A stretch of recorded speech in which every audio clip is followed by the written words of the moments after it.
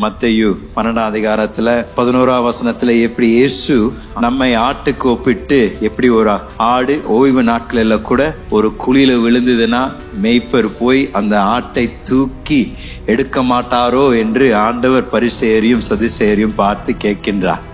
ஆண்டவர் உண்மையாகவே மிக இரக்கம் நிறைந்தவர், நம்ம மேல மிக அன்பு வைத்திருக்கின்ற தேவன். எல்லா மிருக ஜீவங்களிலும் மிக மந்தையான மிருக ஜீவம் இருக்குன்னா ஆடுதான். வேதம் நம்ம ஆடுன்னு சொல்றது, என்ன பண்றதுங்க?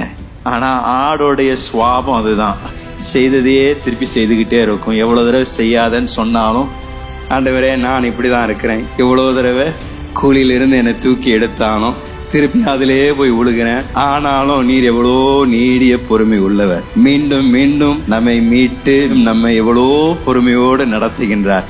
நீங்களும் நானும் ஆடுதாங்க. நமக்கு ஒரு நல்ல மேய்ப்பர் ஒருவர் இருக்கின்றார்.